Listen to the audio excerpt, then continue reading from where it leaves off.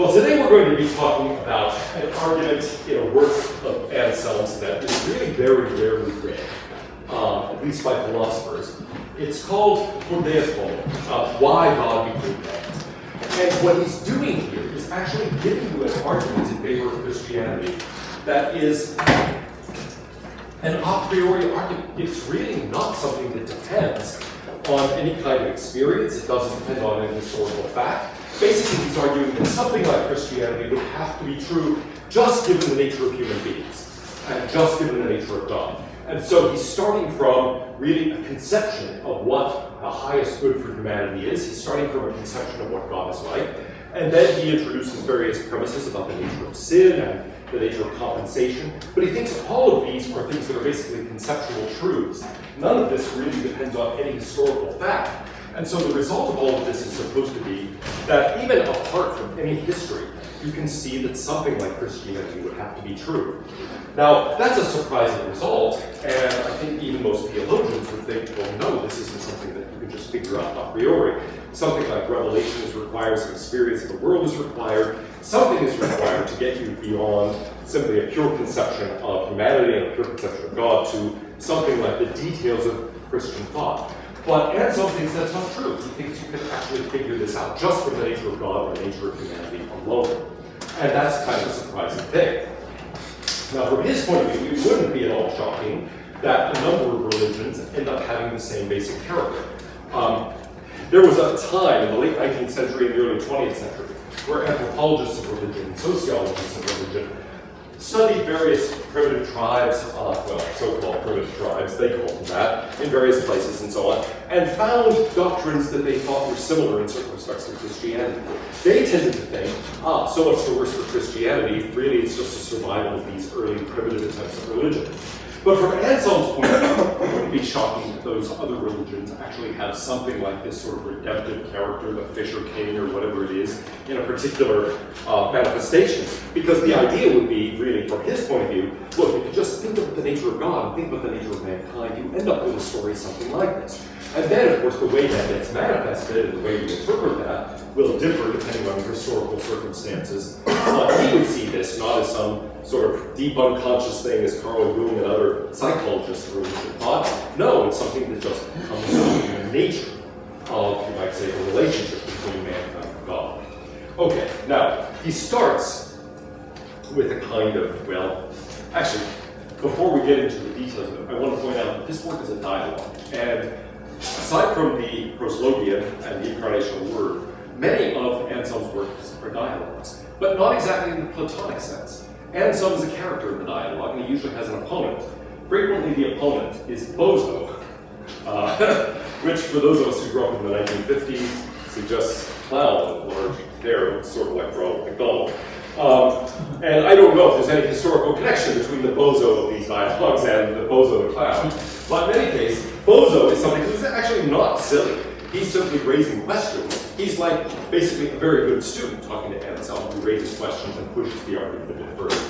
So it's really a technique that he uses for developing his own argument that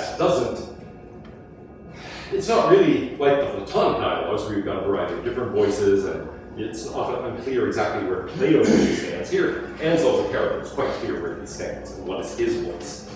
Now, why does God do? That's the question we ask at the beginning.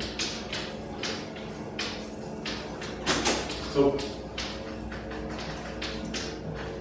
this is a difficult question, Anselm thinks, and right at the beginning he points out, look, there's something strange about this. There's something initially surprising about this.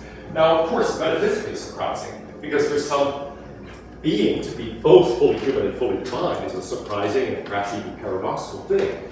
But that's not all. He thinks, look,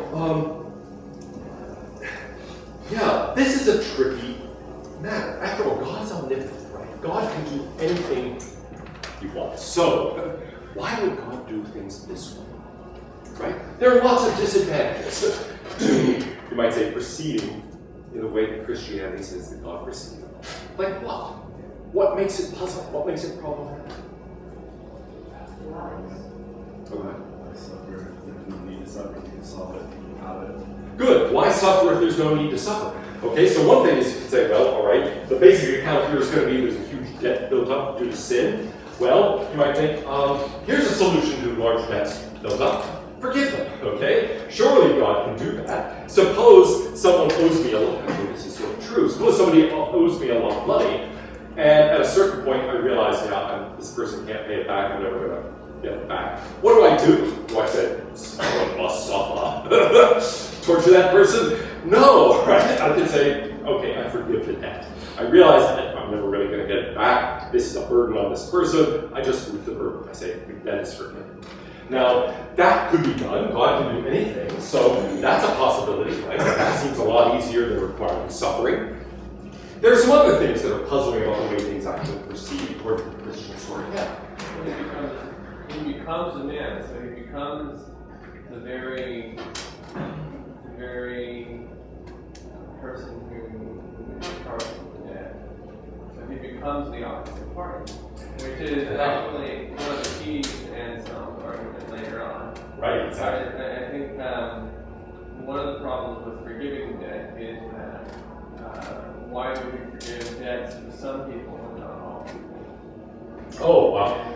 Okay, good. Notice what he does is indeed take on the character of the sort of, at least a sort of person on the other side, right? And that's a sort of surprising thing. But then you're right. If he just forgives, does he forgive everyone? Only some? Those are the kinds of questions we haven't thought about much so far, but will become crucial once we move to Calvin near the end of the course. Yeah? If he just decides to forget about sin, would it conflict with justice? Oh, good. Wouldn't it conflict with justice? Exactly. That becomes a crucial part of the argument. In our interpersonal relations, we can say, well, all right, the debt is forgiven. But there is some sense in which you're left with the thought of, well, that was very nice of you, and the debt is now gone. But on the other hand, you might think things didn't proceed in an ideal way either, right? You were supposed to pay back and you weren't. And so you might think, this is merciful, this is kind, and so on, but it's actually not really just. And so it does seem like a violation of justice, and that becomes one of Anselm's arguments for why God wouldn't have and couldn't have really proceeded that way. So I was going like in a different direction. Okay. I know we're alluding to maybe like a predestination versus free will thing. I know we'll get into that when we talk about Calvin. Right. Maybe I've heard the metaphor used that God gives salvation as a gift, but not all of us open it, sort of thing. So maybe that be used to think about it more. Okay, yes. In fact, we are going to talk about that a lot more. In fact, a little bit on Monday when we get to Anselm on free will. So for the most part, I'll postpone the discussion there. But there are a variety of different metaphors that people use to try to understand this. One is forgiveness of a debt. One is sort of, dropping charges of somebody guilty of a crime. One is of offering a gift, or of, the person there drowning and a hand being reached out. And does the person grasp it or not? And so there are lots of different images we can have for this and ways of understanding exactly what the relationship is between God's activity and human activity in this. Basically, to put it too simply, the Catholic tradition tends to stress the freedom of ours in accepting the gift.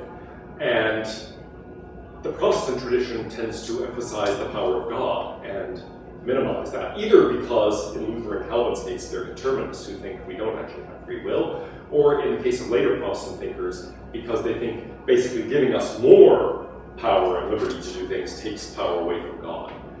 But in any case, that becomes a tricky problem that we'll deal with later. But you're right, there is a sense in which you might say, look, a forgiven debt becomes a gift, right?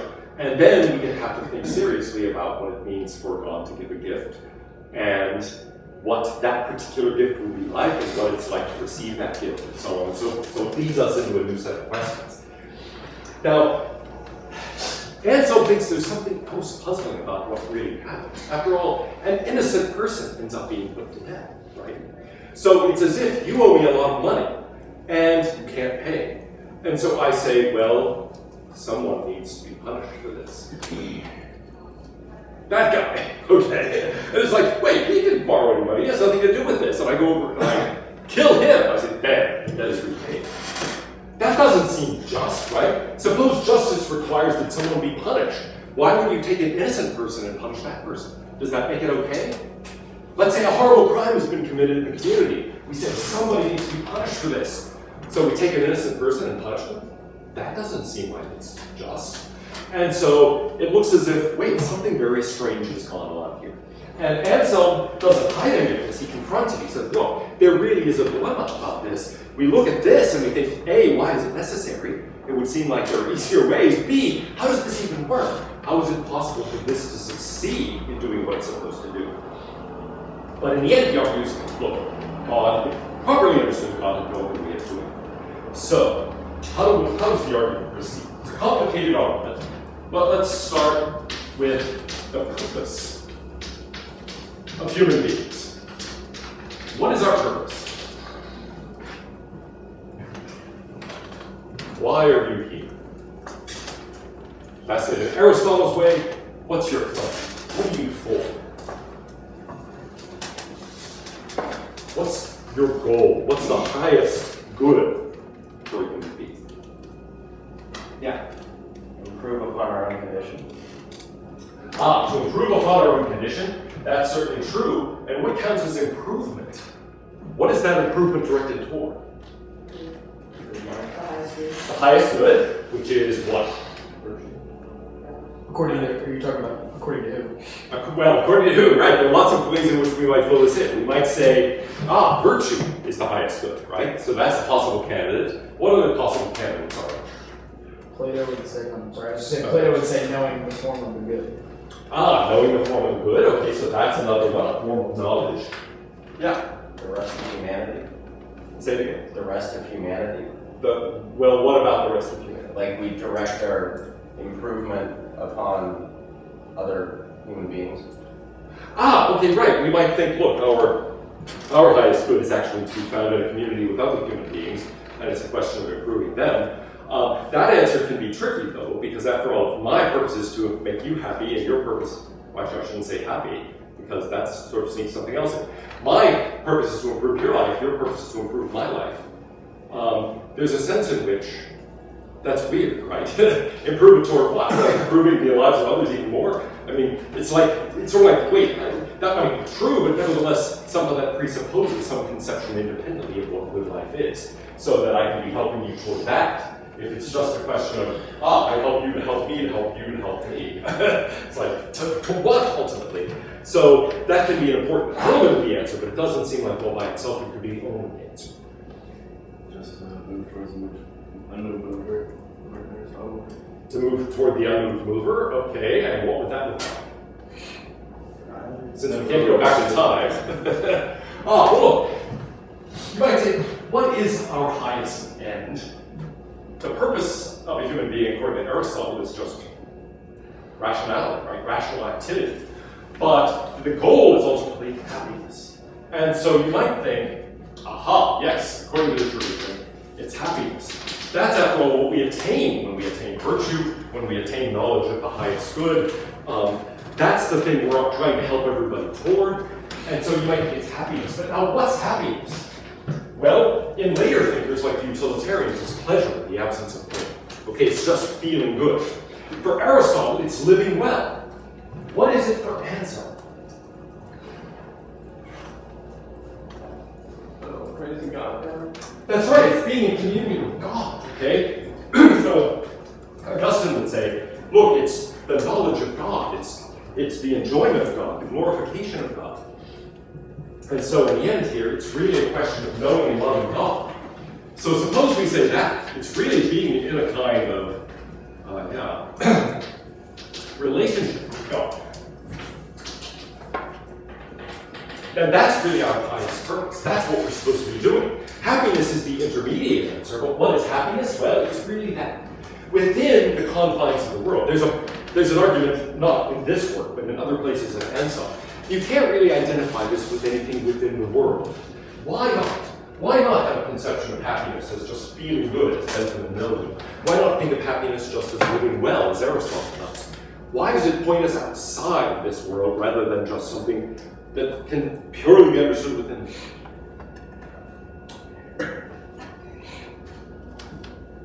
Yeah. My thought would be if you say that the purpose of a human being is to, in a utilitarian perspective, is happiness, pleasure in the absence of pain. It doesn't really seem to get at the question of why are we here. Like in purpose, you could say like, what are we supposed to do? But you could also look at it as why are we here? Well, to be happy. Well, that doesn't really explain why we're here. That just says what we're trying to do while we're alive, but that doesn't explain why we're here.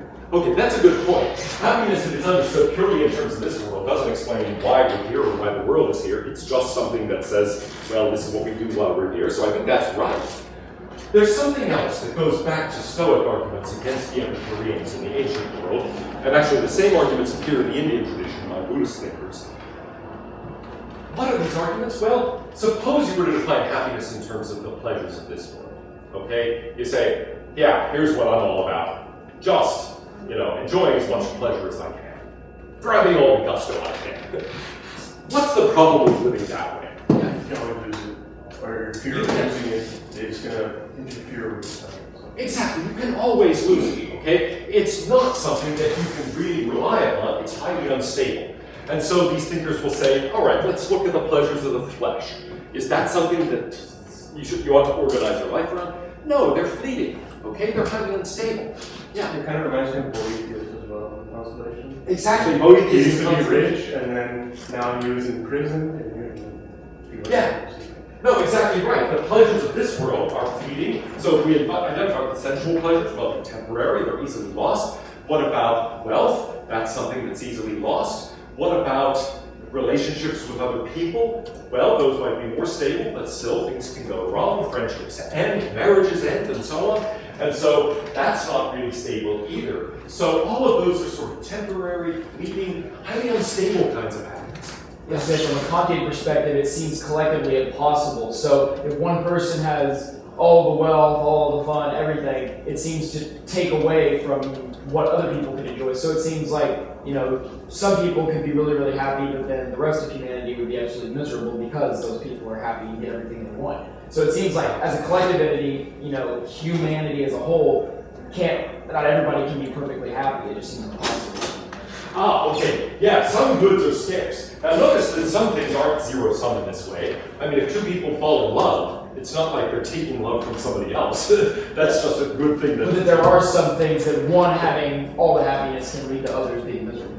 That's absolutely right. Power is like that. Power is something that if one person gets more, that means other people have less. Wealth can, in certain circumstances, be like that. And so, exactly right. I mean, not all pleasures of this kind are this sort of positive something as love is. And in fact, you might say, why knowing and loving love as opposed to other things, those are actually positive somethings. If I learn something, I'm not taking that knowledge from anybody else. If I love something, I'm not stealing anything from anyone else. I'm not preventing anyone else from doing something.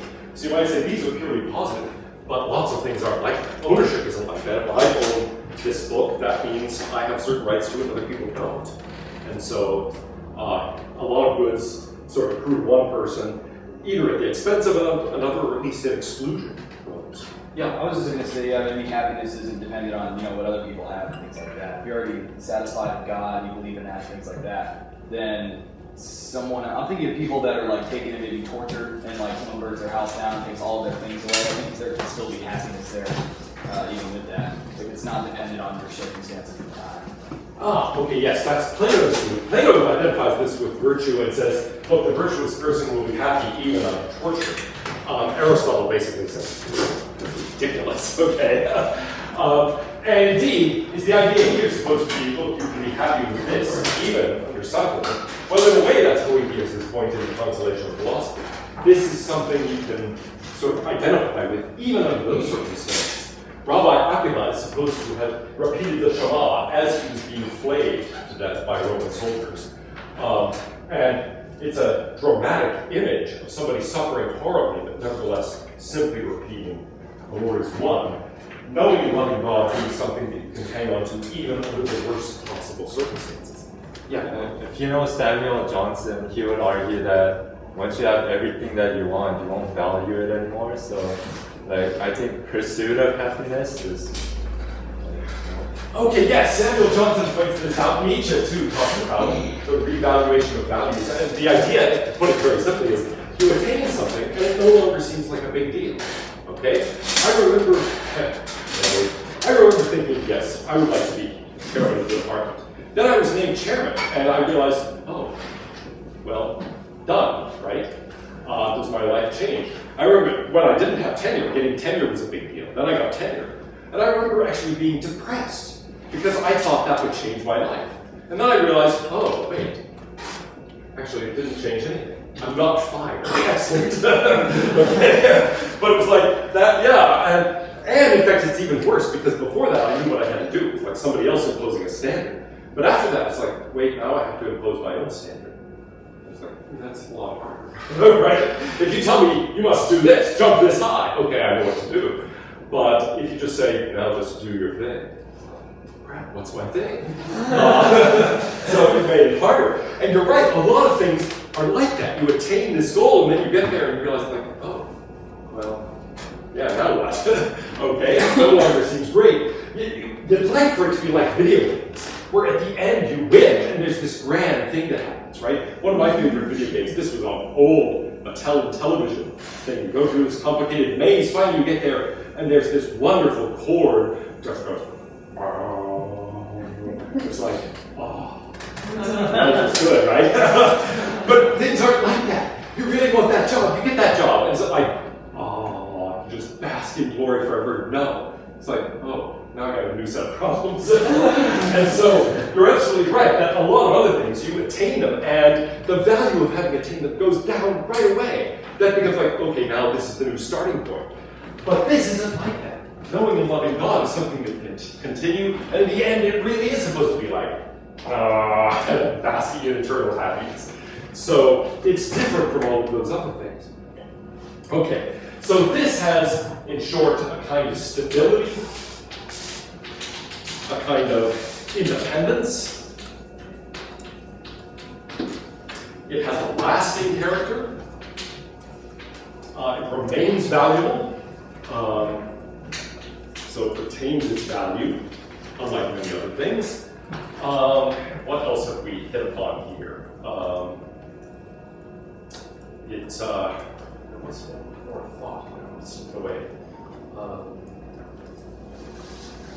Oh, it's something that's purely positive. Right, it's not something that is limiting. It's not a sort of scarce resource. It's something that you can do, and that creates positive value for you. It doesn't take anything away from anyone else. It doesn't limit anyone else. So that's his conception of what this is like. Now, what does that mean about the purpose of the universe? The purpose of everything?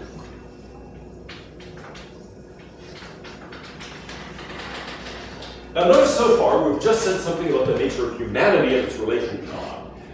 And so this is not something that depends on any specific revelation. We've just engaged in some philosophical reflection about what has lasting, stable, independent value. So, if that's what is our highest purpose, what does that tell us about the purpose of the universe? Why is anything? Why is there something rather than nothing? What is the universe for? Yeah, that! Exactly. So the purpose of the universe is to promote that. To promote our attainment of this end. In other words, to promote our actually knowing and loving God. Now, you may might say, that's pretty self-centered of us. But of course, it's not just for us. The arguments we've given are things that would apply to any kind of being. Not just even a being very much like us. Notice we haven't really talked here about anything that's very distinctively human. And so think about alien beings, if they exist, for example. Wouldn't this be true for them too? I mean, this is going to apply just as well to Klingon, to Ferengi, to Vulcan, to any other kind of being, right? What about the animals? Well, you might say, look, it's the same thing. I mean, substitute raccoon for human being in this analysis, and it's still going to be true in the case that the pleasures of raccoons are fleeting, and so on. It may be that they have a very limited ability to actually do this, but nevertheless, for any being with this sort of ability at all, you might say, those same arguments apply. Nothing here depended on anything very specific about humanity. It didn't even really require rationality. We never considered rational activity or anything of that sort. So this is even broader than what Kant later describes as the foundation, or trying to get a medical theory for any rational being. This is any being capable of knowing and loving God. Yeah, I think there's some smaller scale you can say as long as they're doing what they want to do, they're still kind of pursuing a truth. I'm kind of going back to Anselm's essay on truth. Oh, yes, right. He discusses these kinds of things. That's So right. in a sense, they're still pursuing that kind of stability. That's true. Yeah, in fact, yes, the pursuit of truth is one form of this kind of pursuit. And the essay on truth, I highly recommend to you. We left it off of the syllabus just because we were running out of time, but it is a superb essay. And its various Platonism, I think, most clearly comes through. And so the basic metaphysical picture is maybe most clearly described here. All right, well, if this is our purpose, and if that's the purpose of the universe, then, yeah, what does God do? God gives us free will. Now, why? It's not just the premise that God gives us free will. God gives us free will in order to know the pleasure of choosing Him. Yes, to know the pleasure of choosing Him, right? Everything's got to be oriented toward this goal of knowing and loving God. And so the purpose of the universe is to promote our attainment of that. Well, God gives us free will in order to allow us to choose to know and love Him.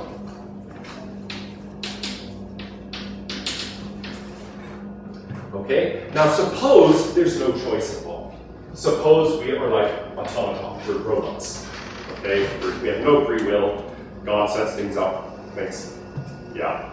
Actually, imagine a child with some toys. They're really cool toys. So the child winds them up, and they can all be programmed to say, yay, so-and-so. So maybe it's Susie who's playing this, right? Susie winds them up, and they all say, yay, Susie. We love Susie, okay? All right, that would be amusing for a few minutes. But is that going to be a great toy? Suppose you actually record something on your computer, so that every time you turn on your computer, the computer says, you awesome, I love you. Former assistant of mine at the department programmed a computer so that every time I should say it said some obscene things. Well, she was kind of weird. Anyway, yeah, so, sorry, rerun. That wouldn't be very good, right? It's in somebody, or here, suppose, a sort of theme from literature, suppose you had a love potion. You are interested in somebody, they see you have no interest in you, you've got a love potion, or you've got a way of hypnotizing them or something to make them love you. Is that as valuable as having that person choose to love you? Suppose you think, yeah, that's what I did. Okay, I hypnotized her, and that's how she became my wife, or I gave her a love potion or something. There's something sort of stalkerish and creepy about that, right? So suppose God, in effect, gives you the love potion. Says, okay, these beings, I don't know if they're going to love me. I'll make them so they have to love me. Is that really ideal? No. If this is our goal, if it's that pure positive thing that's supposed to arise, well then, we've got to have the freedom to be able to choose to know God, to love God. It's not going to work if we're just pre-programmed in order to do that. That's at best an amusement. And so we've got to have the actual ability to do this and to choose this. But now, we sin. What does it mean for us to sin? If that's our purpose, then what is sin? Going against that purpose. Exactly. So, precisely, we go against our purpose. Notice there's a sense in which this is a betrayal of us as well as a betrayal of God, because we're going against our own purpose, not just God's purpose. So we are indeed violating an obligation to God, and that's the part that Anselm is interested in stressing. But there's a sense in which we also violate our own natures by doing this. We pollute ourselves because our purpose is the knowledge of God, loving God, being in a relationship with God. And if we screw it up and go off in some other direction, we're really betraying our own purpose as well as betraying our obligation to God. So this is also a self-betrayal.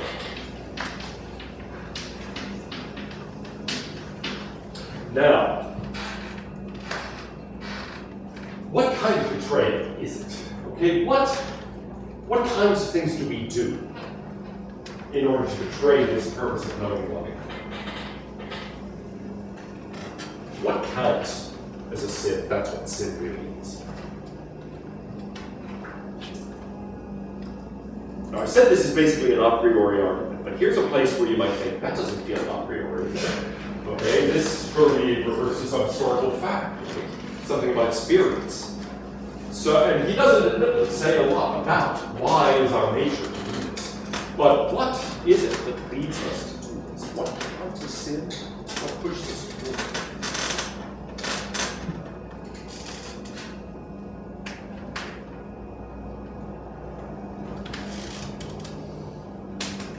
Would be just like knowing and loving things other than God.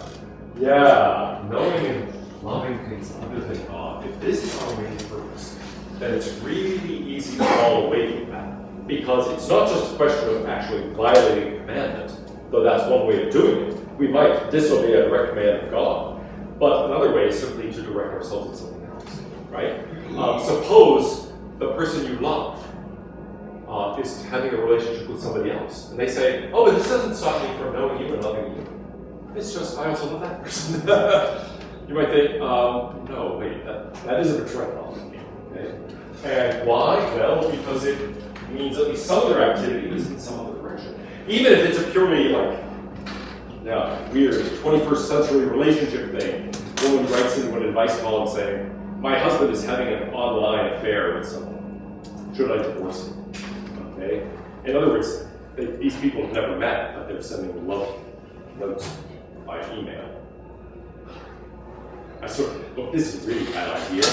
I mean, his husband is, I'm guessing, sort of like a 32-year-old guy. He might be sending these things right to a 70-year-old man who's just using himself and claiming to be a cute 22-year-old. So anyway, yeah, I would think, look, you've got problems beyond this specific thing. But anyway, you can sort of get the idea. Look, insofar as you're directing your attention to something else and following something else, as long as that's not your sole purpose, and you're not gearing yourself toward this completely, then there's a sense in which you are sinning, you're going against that purpose at least some of the time. Yeah. What about knowledge and loving being like positive things? So can you still afford to love other things and still love God, or is it just things that specifically take away from loving and knowing God? Okay, good. That's a place where, right, it feels as if that analogy I just used is not very good. Because you might say, well, if I love another woman, then there's a sense in which that is violating my wife's trust. But if I love baseball, it doesn't feel like that's a violation of my marriage vows, right? Although you might say, well, it depends how much you love baseball. You can carry it to a point where you ignore your wife because you're just watching baseball all the time. That would be bad. And so I think you're absolutely right to say, look, it's not just that knowing anything else and loving anything else is going to be by itself a violation. It's only insofar as it takes you away from this. It might be entirely possible to love your wife and love baseball at the same time, as long as baseball has the right, you might say, role, the right place in the whole picture. So similarly here, I don't think knowing and loving God is incompatible with knowing and loving other things. It's just that they have to be structured in the right kind of way. Yeah, I would imagine that you can love other things for the sake of, like God created it to be the way they are. If somebody could love mathematics, but as a kind of extension, like God created it to be the way it is. Right. Okay, good. Yes, think about Newton exploring natural law as trying to figure out God's plan for the universe. Then there's nothing at all about knowing physical law that would be incompatible with knowing and loving God. If on the other hand, and a lot of people's lives are like this. They're converts. So like, okay, on Sunday I say this sort of stuff and I direct myself to God, but the rest of the week, God has nothing to do with anything I do. Then that sounds like it's, if not a direct conflict, at least this sort of thing where you're neglecting your private purpose and pursuing just something completely independent of it. In any case, I don't think Anselm here gives us a real theory of exactly what sin is. He does say, however, we violate an obligation to God, And the weight of sin is heavy, he says. Yeah. I'm trying to see whether there's anything here that really helps us say exactly how the relationship, how things have to be related. Well, I'm not going to worry about it now. Let's get the picture more on the table and then we can come back to it. Here's the idea. This creates a problem in our relationship with God. Okay? So, achieving our end requires forgiveness. If your purpose is knowing and loving God, and this disrupts your relationship, you've sinned. Think again about marriage, where you have broken trust and been unfaithful. We might say, yeah, to now get this relationship back on track, that requires forgiveness. But now, how is that possible? Sin, he says, is ultimately not giving God what is owed. Okay? And so, what do? Really, in the end, this is, not giving God what we owe. And if forgiveness is required, well, how is that even possible? Yeah. I just had a question. Like, do y'all just say like, we don't go to hell because of the actions, like the sins that we did, but the sins we inherited from Adam's person? Ah, right, yeah. Now that's interesting. His picture here actually doesn't depend on original sin at all. You might say, plug any human being into this picture and it's supposed to work. So it doesn't really rely on inherited sin. Now that's not to say he is denying any part of that picture. It's just that I think the argument is meant to be independent of that. Now it's an interesting difference from Paul, where the inherited sin, but also the inherited promise from Abraham become crucial. We're really part of a history of God's relationship with humanity, and understanding our role in the history for Paul is crucial. This is strangely, well, not strangely independent of the history. I think that's the point. It's supposed to be an a priori argument. And so he's trying to say, look, all of this would be true even if we didn't have that history. So it's not that he wants to deny the history or minimize it. It's just that, yeah, history is another thing that points us to this. But actually, even apart from the history, even if you're just plunked down on the earth with no awareness of any of that history, still you can figure out something about a relationship to God that tells you something like this story would have to be right. So, yeah, I think it's consciously meant to be independent of the history. I was just going to make a distinction that Augustine, especially when he talks about us having a sinful nature, that the inherent sin from Adam does not necessarily cause us to sin in itself. It just puts us at a nature where we have a predisposition towards choosing sin. So in a sense, we are condemned for our own actions, for our own sin. It's not like we're just condemned specifically because, or at least us as an individual are condemned because of something someone else did. It's that because he's the headship of humanity, we have that nature inherited to us. Right. So that's a good point. In fact, it's possible to tell the story in a way that where it really makes no sense at all if you neglect that point. Because then it's sort of like, wait, this other guy racked up a large debt a long time ago. And now I'm in trouble because of this, but I didn't have anything to do with it. And so we punish this innocent guy and think now it's all okay. It's like, wait, that's screwy on several levels, right? And so if you neglect that point and don't put my nature into it, then indeed the whole story can seem absurd. Yeah, A does something bad. B, somehow this is my problem. And so let's take some innocent C and punish him and not claim it's cool. If you just describe it that way, it really seems bizarre. And to some extent, Anselm likes to start with that and say, yeah, look, there's a sense in which if you ignore certain parts of the story, it will seem incoherent. But that's why it's so important to think, what is it to be a human being? What are we all about? What's our goal? Why do we end up not giving God what we owe? We've done this ourselves, really we do this. But humanity has this large weight of sin in addition to what the sin that each individual has. But now we have to think, well, yeah, what do we owe? Conformity to God's will, but we tend to exercise our own will. And so, okay, so in a moment, the conclusion of all of this is that we are in debt. Okay, we need forgiveness. And now he's going to argue, well, something about our ability to actually get out of debt. Yeah, sorry. What about owing to God or creation? I mean, is that more common in theology than something like original sin? Just like the fact that He created us, that causes us to owe Him that creation. Yeah, exactly what puts us in debt here seems to me a little unclear. And in fact, there are a couple of places in this argument that I'm about to give where I am not exactly certain how it's supposed to go. Here's one. Why exactly are we in debt? Well, sin is the basic idea. But why is it inevitable that we sin? So far, we haven't really been told that. Also, you might think if it's a question of owing something to God, well then, here's one explanation for why we owe. We're given existence, right? We're given the world. We're given all sorts of other things. And so we owe God at least this great debt of gratitude for all of this. Now, why on the other hand can't we, by ourselves, express that gratitude? If somebody gives you a large gift, can you think, wow, I can never repay that person? Well, maybe.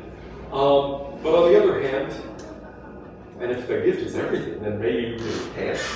But this sense of being in debt here, you get the picture that it's really because something goes wrong. It's because we have free will, and we don't always choose to know and love God. We choose things that are incompatible with that. Why exactly do we do it? Maybe we're not always as grateful as we should be. That would be one account. Maybe we pursue other things. We are, after all, beings of the world who are not entirely vertically directed. We're often horizontally directed. And that makes things difficult for us. It's hard for us to fulfill God's commands all the time and give God what's owed. But now, here's the part of the argument that I think is maybe, more controversial. For God to forgive without compensation, just say, you're forgiven, that is God, would be unjust. God is merciful, but God is also just. And basically, if debts were forgiven, there would be something unfair about it. There was in Old Testament days a year of Jubilee. I think every 50th year was a year where all debts were forgiven. And you might think, gee, is that a good idea? Well, there's something actually pretty strange. Imagine that you're trying to buy a house or start a business, and it's the year before the year of Jubilee. So you come to me and say, I want to borrow some money. Wait. Okay, this means next year you're going to say, I don't owe you anything. I would think that's pretty unfair. Suppose I do loan you the money. I'm not aware of this custom. And then the next year you come and say, you rip off the note and say, yay, I'm free. I might feel ripped off, right? And indeed, there's a sense in which somebody could exploit the system pretty easily, set things up to get out of debt. Actually, right now there's a proposal to basically lower anybody's interest rate and extend their debt period on a home mortgage if they miss 3 months payment. And you might think, at first glance, oh, that's great, we'll help people out. Then think, wait, now everybody has missed 3 months payments because that will lower their payments. And so it's like, wait, that seems weird, right? And so it looks as if for God to just say, yeah, forget it. That's really to violate the requirement of justice. So God can't actually do that without being unjust.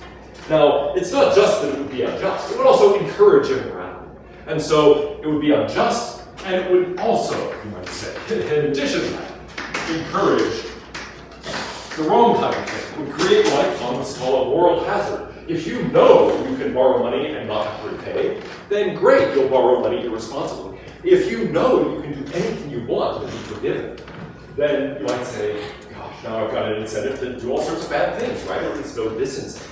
So it's not just that this is unfair for what's happened in the past. It's going to set up the wrong kind of situation in the future. So, now we get to the crucial part, I think. Yeah. How big is this debt? Well, the debt is proportional to the sin. says. And now the claim is, yeah, twofold. First of all, the debt is huge. And 10th, we have nothing with which to repay.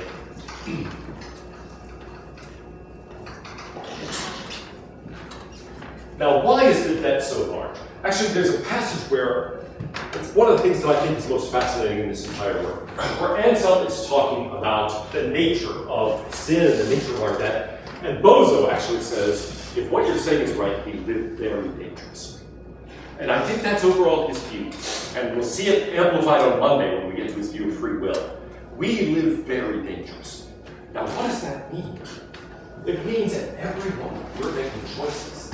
And are those the choices that are actually compatible with our purpose of knowing and loving God? Well, much of the time not. Can we be sure at any given time whether a given choice is in conformity with God's will? No. Okay? That would be a nice picture if I said, look, here's all you have to do. We know exactly what God requires of us, namely the following things, and those are easy to do, so just do those. And Anselm says that's not what's. Part of the reason we sin, part of the reason the debt is so large, is that we can't clearly see what the will of God is.